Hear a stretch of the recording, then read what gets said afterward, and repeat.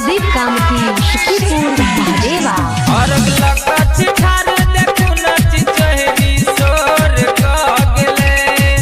और लकछ ठार देखु नच चहरी सोर क गेले उगु उगु यो आहा सूरज देव देखु भोर भ गेले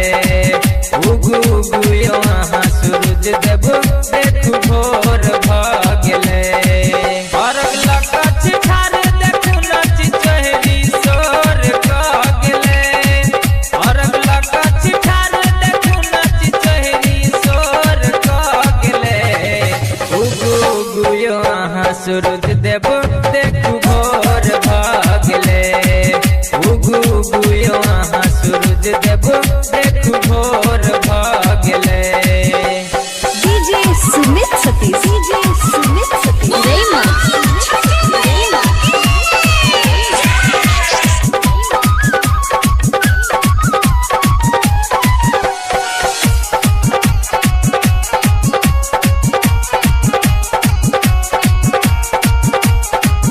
डीजे प्रदीप काम की सुखीपुर महादेवा नारियल चुंदरी के सब लोने छी हम बाजार स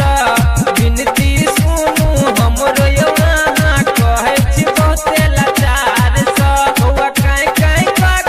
देखू न कतेक सोर क गेले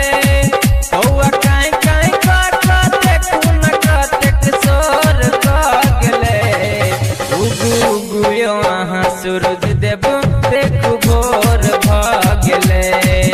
उगु उगु यो आहा सूरज देव देखु भोर भ गेले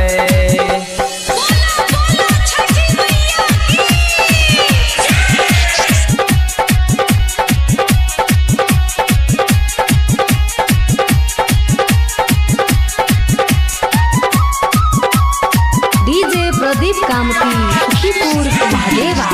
कहाँ के मनाबू